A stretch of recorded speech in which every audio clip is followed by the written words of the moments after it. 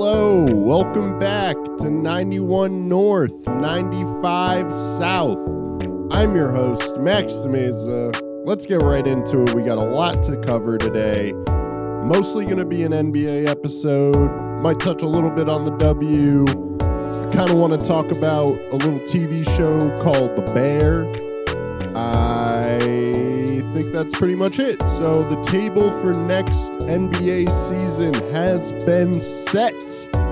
I hope you all saw my Mikal Bridges reaction.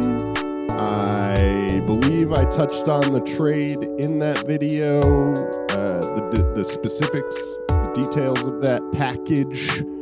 Gotta know the package. I need the package. Need it.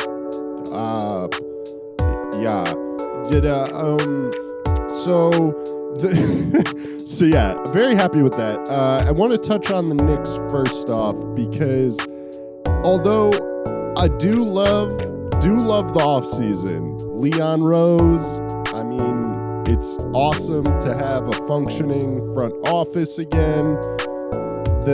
However, I do need to touch on an area of need for the Knicks.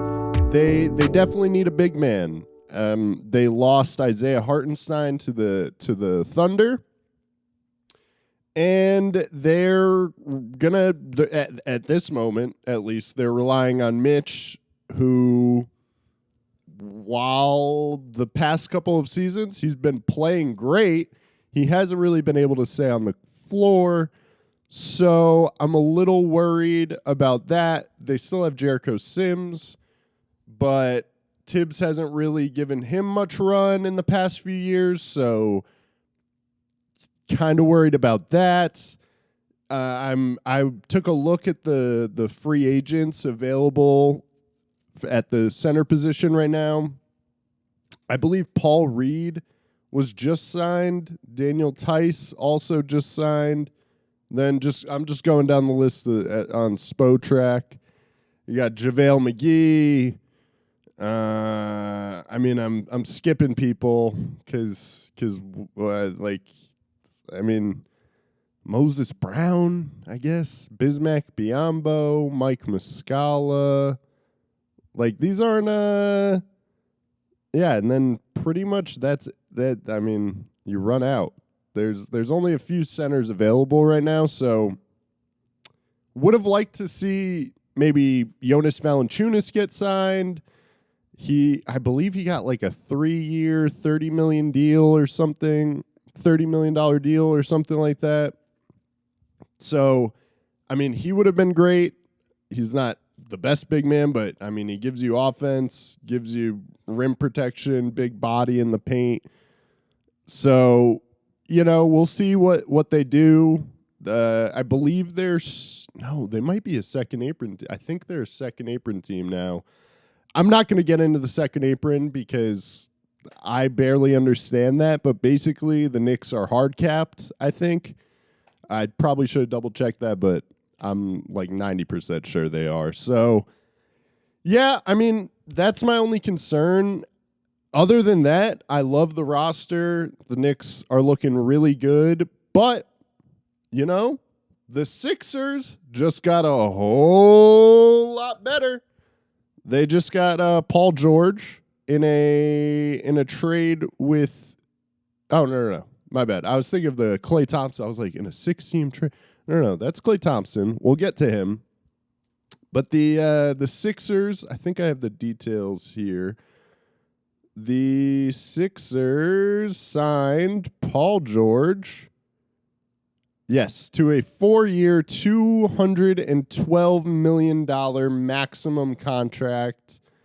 So the Sixers officially have a big three with Maxey, Embiid, and George. They're replacing Tobias Harris, who was the most non-existent $40 million player in the NBA. I think he was making $40 million. It's ridiculous. They just instantly get better. They replace essentially a negative when you're taking up that much cap space and you're not living up to that contract with what could be a major positive. Paul George coming off one of his best seasons in like 5 years. Played the most games, I think, in the past 5 seasons. So I really like that. The only thing, I really like that for the Sixers. As a Knicks fan, I don't like that. I actually hate it. But, the Sixers do have something to worry about with this. They're not, completely set, because the thing that they've struggled with in the past is their star player getting hurt. And while now they have another player to pick up the slack if Joel Embiid gets hurt, I won't say when, if he gets hurt, they have Paul George to step in. But Paul George, has history of injury himself, major injury early in his career, and continues to have just knee problems. So, it's on paper, it looks great. We'll see how many games they can both play together. I am positive, though. I do think Paul George can stay healthy, especially with a reduced role. I mean, he's not required to be a 1A, 1B option anymore. He's second, maybe third on some nights with Maxey. So, I think with that, the wear and tear will be less on his body, so that'll be helpful. And same thing with Joel. I mean, he has more help on offense, more support, more help on defense for sure as well. I mean, I'm sure there were some blow-bys that Joel had to step up and protect the rim that maybe Paul George won't have this year compared to Tobias Harris. So, I'm positive on it. I think Sixers fans should be really happy. They definitely needed this. 1, to keep Joel happy, obviously, and 2, because they were at risk of becoming the Bucks, who are kind of just being left behind in this Eastern Conference. Now, clearly, on the outside looking in of the top 3, I mean, I would definitely say it's Boston. I mean, you can call me a homer, I don't care. Boston, New York, Philly, and then, Bucks, whoever the fuck, the Pacers maybe. So, if you're a Bucks fan, I would be worried. I'm not even going to really talk about you guys. Next, I want to talk about kind of an under the radar, not really, but maybe what's not being viewed as a super impactful signing, but I love the Spurs signing Chris Paul to a 1-year, $11 million contract, I think it was. I mean, they have Stephon Castle, who now has one of the greatest point guards of all time to learn from. I believe they still have Devin Vassell. I'm gonna be honest, was not super locked in on the Spurs last season, and when I watched them, I was pretty much just watching Wemby. But their guards have somebody to learn from, and not just somebody. I mean, like I said, one of the best point guards of all time. Victor Wembanyama has somebody to learn from about the pick and roll. I know Chris is coming from a guard's perspective, but I'm sure in his long career being the just insanely intelligent player he is, I'm sure he can pass along big man pointers to Victor, just because, I mean, his basketball brain is just incredible. And it gives another voice in that locker room with Pop, just filling it with as much basketball intelligence as they can. Victor, I feel like, is already a pretty smart basketball player, so I think this is just going to be huge for them. Maybe not huge, but I think just in terms of development for everybody on their team, I think Chris is probably at a point in his career where he's understanding what he's being asked to do. I'm sure Pop kind of talked to him. If you know anything about Pop, and kind of how they handled he and his coaching staff handled the Manu Ginobili situation when they asked him to be the sixth man. They basically sat him down and was like, "Hey, Manu, want you in the sixth man. I think it'll be best for our team, but we have so much respect for you. If you don't want to do it, we're not doing it." And he ended up doing it, blah, blah, blah, blah. But I think, that shows that Pop, and it's Pop. Seeing him from afar in his interviews and everything, he clearly has a huge amount of respect for his players. So I'm sure Chris understands what he's being brought in there to do.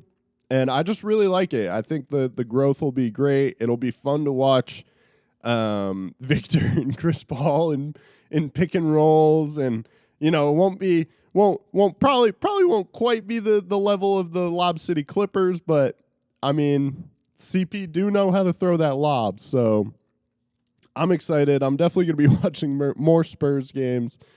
That's pretty much all I have to say about that. I want to touch on the Pelicans getting DeJounte Murray.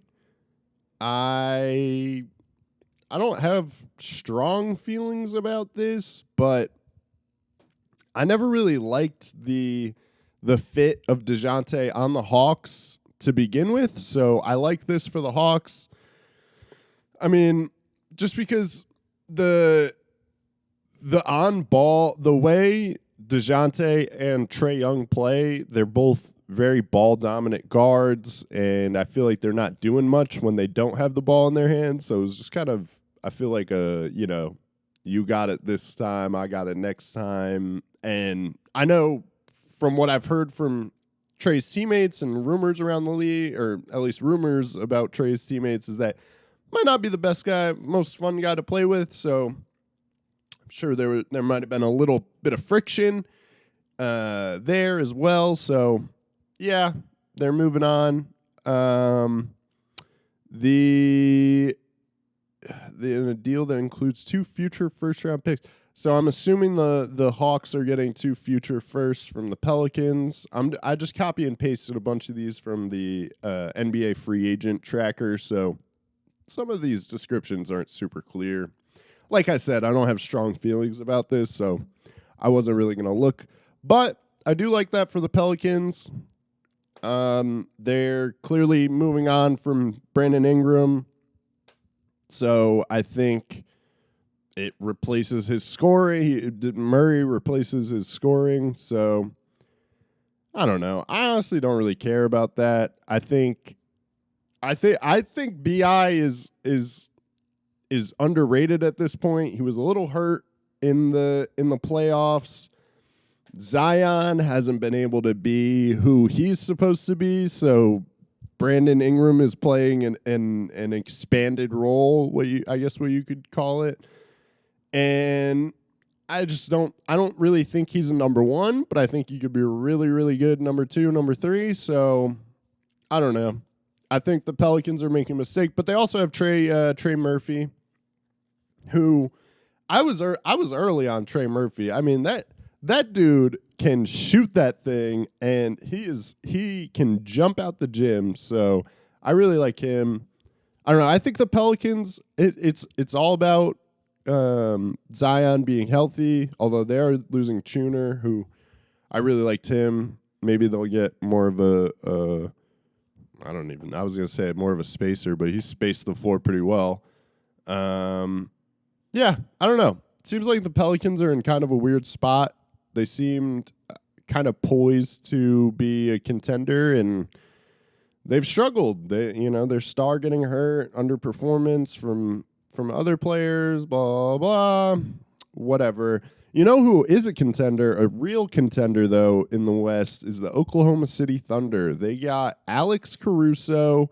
They traded Josh Giddey. A lot of people are saying, the Bulls won it, but it's kind of how I feel about the Knicks. I think both teams win here. The Bulls need somebody for the future they can build around, actually build around. And the Thunder needed a guard that could shoot, that could defend, and is a winner. I mean, Alex Caruso was part of the mistake that the Lakers made when they blew up the bubble team. Caruso, Kuzma, and KCP go, and the Lakers have not been the same since. So I think that I love that for the Thunder. They, like I said earlier, they also get Isaiah Hartenstein, who is exactly what they need. They didn't have a big man. They didn't have a true big man last season. So they have a rim. Knicks fans know Isaiah Hartenstein will jump. He'll protect. He'll try to protect the rim, and he'll meet you sometimes, for sure. I do like his defense overall is pretty solid. His floater was crazy in the playoffs, so they get that, and he's an insane rebounder. So just incredible hustle. I think he fits really well with the makeup of what Sam Presti is trying to build over there, just in terms of hard workers and winners. So, like I really like the Thunder's offseason, and they still have all their picks. So, yeah, I mean, it's scary. They can still like unload in a big deal if somebody somewhere becomes available, but I mean, they don't even really need that. I guess maybe they could use a third option. I think maybe sometimes Jalen Williams has to carry too much of the load with Shea. But you know, they're one of the best teams in the West, easily. The next big trade I want to touch on, like I said, I told you guys this was going to be a heavy NBA heavy episode. Excuse me. So Klay Thompson traded in a 6-team trade to the Mavericks. Buddy Hield sign and trade from the Sixers. Anderson also goes to the Warriors. Buddy Hield goes to the Warriors. Kyle Anderson goes to the Warriors. The Hornets get Reggie Jackson and Josh Green. And the T-Wolves, Sixers, and Nuggets receive second-round picks. So basically, headlines are Klay Thompson to the Mavs, Buddy Hield and Kyle Anderson to the Warriors, and Josh Green and Reggie Jackson to the Hornets. Those are decent players, and the Hornets have really nobody on their team. Oh, well, nobody except for Miles Bridges. Good job, guys. I don't know. I am one that believes in second chances as long as you put in the work. So I'm not stating any opinion on this signing. At glance, I'm feeling negative because this man was convicted, arrested. I don't remember exactly how that ended, but for domestic violence. So that's obviously something we take very seriously here. I believe everywhere should take that very seriously. So to see him getting signed, I'm gonna need to see some receipts. I just need those. I really need to see those. Yeah, I don't love it. KCP goes to the Magic. It's a good deal. Nuggets are messing up. Everybody's upset about that. You know, I agree. I think that's a good deal for the Magic. They get a guard that can actually score, actually shoot the ball. They needed that and can defend really well. So I think he, again, kind of what I was saying with the Thunder, he fits what they're trying to do over there as far as just a defense first kind of team. And he provides offense that they just didn't have last season. I think if they had a little bit more, did I just say little bit? If they had a little bit more firepower in that Cavs series, I don't know, it might have gone differently. It was a very close series. So next I want to talk about, this is, I think, well, Klay is coming in to replace this guy, but he was a solid player last year. Derrick Jones Jr. to the LA Clippers for 3 years, $30 million. Like I said, not the biggest key piece. I don't know if he got played off the court in the finals, but he just wasn't able to space the floor. So, yeah, I mean, like I said, solid player, good year last year, but I think the Mavs are gonna pick up what he's dropping with Clay. Next, we got Kelly Oubre staying with the Sixers. Good job. Then we got Tobias Harris, 2-year, $52 million with the Pistons. They needed to do that. They have nobody of value on that team. So Tobias coming in, hopefully they'll win more than like 8 games last year than they did last year, whatever. This was kind of surprising. Franz Wagner, 5-year, $224 rookie max extension. I think he's worth it, but I don't know. It's kind of ridiculous in the NBA and really pro sports in general. But I feel like it's really bad in the NBA. I just when I was growing up, I feel like people didn't get like automatic extensions, especially as young players. I feel like it was a bit more earned.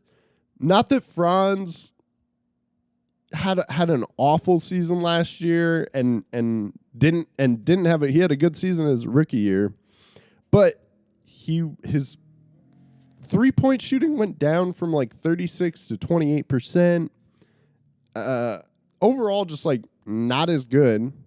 So it's a little confusing. I think deals like this, if like they obviously have a high chance of going wrong, if you're paying a second year going and third year player a $224 million 5-year deal, and he's regressing right now. I mean, that's not to say he can't bounce back. He's a young guy, obviously, but I don't know. It's just interesting. I think maybe I want the players. I'm not trying to be like, oh, they're making too much money. It's just like, I don't know. It wasn't as earned as other contracts have been. Maybe. I don't know. Get paid, man. Get as much money as you can. I don't really care about these billionaires. I actually don't like them at all. So take all their money. I just wanted to point that out. Last thing, I want to address something awesome. DeMar DeRozan coming back to Cali.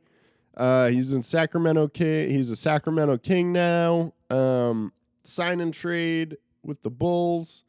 DeMar signed for a 3-year, $74 million contract, and Barnes will be going to the Spurs. Chris Duarte and 2 second-round picks and cash will be going to the Bulls. I think this is great for the Spurs again. Another vet for the locker room. Harrison Barnes, obviously, on the back nine of his career, as you might say. But again, veteran presence, still able to shoot that thing. Just not quite the same player. And the Kings get DeMar. I think he'll fit really well in the offense they want to run. Just a high octane, high scoring offense. I think DeMar will be able to do that. He can play above the rim, shoot it, pass. I mean, he's really an awesome all-around offensive player. I think maybe the defense might be an issue, but Swiper, really good. Maybe not really good. Solid defender. Boner, I feel like, is a good post defender. So they have places. DeMar's probably going to be hidden in the corner. Trey, what's his name? Not Trey Murphy. Oh, my God. Whatever. The young guy, he's good. Jesus. This is how you know I'm getting tired, was when I'm like, that guy, he's good. Yeah, that's pretty much it. I think I ran through like most of the big deals. If I missed anything, let me know. Also, if you like this episode, make sure you like, comment, and subscribe. I'm going to try and say that a little bit more.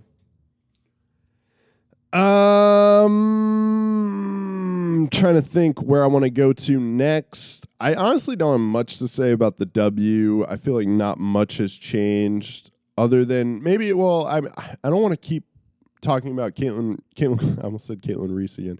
Caitlin Clark and Angel Reese all the time, every episode. But Caitlin Clark, first triple-double ever for a rookie.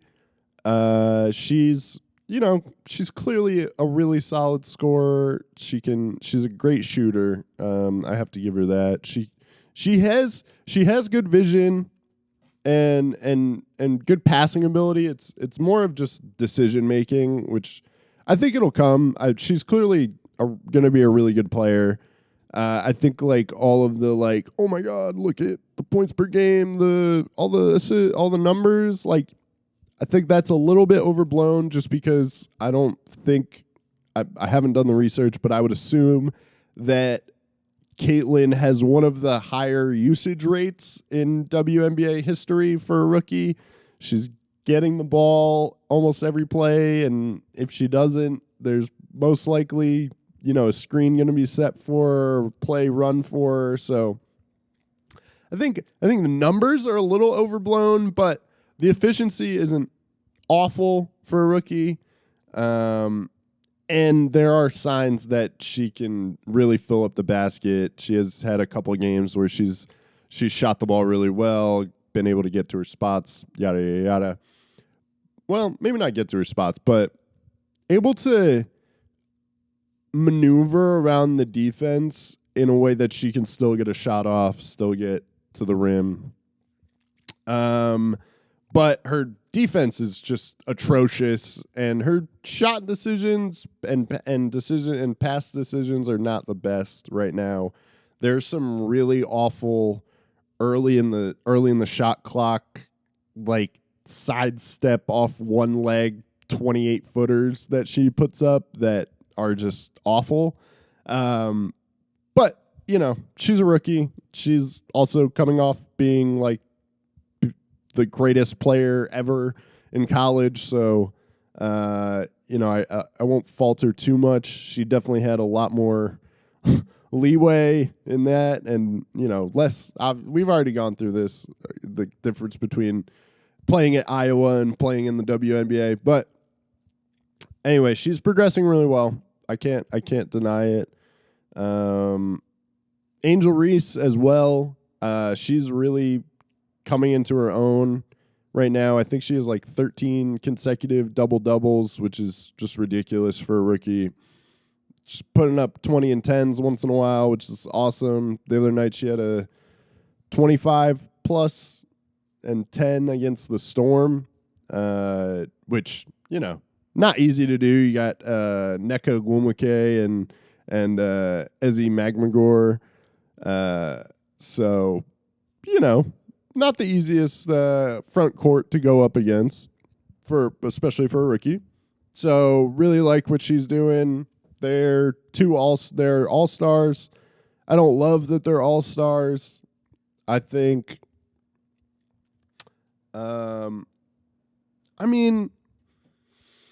they're deserving in a way. In a way of like, wow, look at what they're doing for rookies, but still, obviously like the fans put them in, so and it's a fan event. It's nothing serious, so I won't complain too much. But when we go back and look, we're gonna be like, I don't know, rookie year, did they deserve all-stars? But whatever, that's like a nit I'll pick in 10 years or something. As far as other WNBA stuff I want to touch on, Not really. I mean, the Aces continue to look so different with Chelsea Gray back. So, yeah, I take back everything I said about them earlier in the season. I'm sorry. Please don't quote me when you guys go back to back this year. You guys are awesome. Think the Aces are really, really good. So, yeah. That's pretty much it for the W section. Yeah, I really don't have much else to say. I feel like not much has changed. I feel like teams are really becoming what they are, and not much is going to change. I feel like, although the Fever have been winning, I do have to point that out. The Fever have been playing really well, and I do want to say that I feel kind of ridiculous for being unsure about which team would win a championship first. I would say at this moment in time, I would have to say the Fever are on track to win a championship first.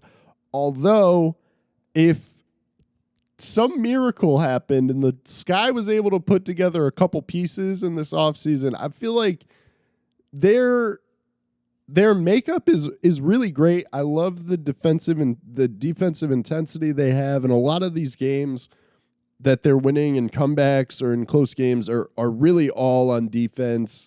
They just don't have enough offense. They're relying on really Marina Mabrey should be like a third option, and Kennedy Carter should be like a sixth woman coming off the bench. So they're just playing, and they're forced to be the number one scoring options for this team. Diamond DeShields is having kind of an off year. So I think if they just had a little bit more offense, I would really, really like this team. And I really like what Teresa Witherspoon is doing. I think maybe their offense needs to be adjusted a little bit, add a little more flavor to it next season. But as far as their defense, defensive schemes, intensity, all that, I really like it. I think she's doing a great job, and I'm excited to see her future there. Absolutely. Yep. Anyway, I don't really talk about TV here, but I wanted to come on this podcast a while ago and talk about how good TV is right now. I mean, I keep hearing how awful television is, and while I do understand that there might be more series out there and more the range is more varied. I feel like there are really god awful TV shows or series, whatever. And then I'm talking about, I'm literally watching some of the best television, my favorite shows I've ever seen in my entire life. I just got Disney Plus. What didn't have that before. I'm a big realizing I'm a big Star Wars fan, which I kind of knew, but I guess I forgot about. I don't know. Shout Star Wars. That shit's dope. But anyway, I just watched Andor. That came out 2 years ago, but I think they're making a second season. Anyway, that's one of the best TV shows I've ever seen. Shogun is literally my Behind the Wire. Maybe it's my favorite TV show ever. It's incredible. The story, the writing, the acting, the cinematography. I've never seen a show work at such a high level on every aspect of it. I'm not even kidding. Every single aspect of that show was fucking phenomenal. Phenomenal. Shogun was so good, and I cannot wait for the second season. I can't express that enough. How good, how incredible that show was. Ripley, a new rendition of the Tom Ripley story, whatever. Talented Mr. Ripley. the most beautiful. There's no qualifier. The most beautiful series I have ever seen, ever. The cinematography, every episode looked like a movie. The acting was impeccable. The tone it set was consistent throughout. I again, just absolutely loved that. It was a limited series, granted, and so was Shogun, which maybe, maybe an indicator, maybe the limited series or shows that intend to be limited series are of a higher quality than the maybe planned for continued season, I don't know, regular series of TV. Maybe that's something. But I mean, those two shows alone, and then you have more fun stuff like Fallout was great. Video game TV adaptations I think are getting really good. Like I said, you have really good Star Wars shows coming out. You have the Bear, which hopefully can get its shit together in the next season. So I think maybe. Oh, also, We Own This City came out a couple years ago, but as a Wire fan, that was incredible. I think it might have even done a better job of showing the criminal justice system in America than The Wire did. But anyway, as far as current shows, Shogun and Ripley were two of the best shows I've ever seen on television or ever seen streaming, whatever. I don't know what I'm supposed to say. I'm not a TV critic. But like I said, I think maybe there's a higher ceiling, lower floor to TV right now, but I just kind of wanted to push back on the overall narrative that TV is like awful. I think maybe we're past the golden age of TV, but I just can't get past two of these shows are literally two of the best shows I've ever seen. Like I can't get over that. I can't look past that. So when you're talking about an era of TV, you need to take those things into consideration because it's honestly ridiculous. As far as like other things, I don't know. I really tired myself out yelling about the Bear. I've been tired thinking about it. It's upsetting. Anyway, I think I'll cut it here. I really don't have much else to say. You guys know I love to drag out these outros, though. So I will try to end it now. This has been 91 North, 95 South. I've been your host, Max Temeza. We'll both continue to be our respective nouns and our respective names. Yeah. Okay, hey, look at me dragging it out. But made it this far. Make sure you like, comment, subscribe.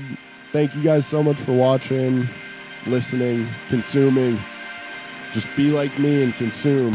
Anyway, guys, thank you. I will see you next week. And yes, goodbye. Good day. Good day.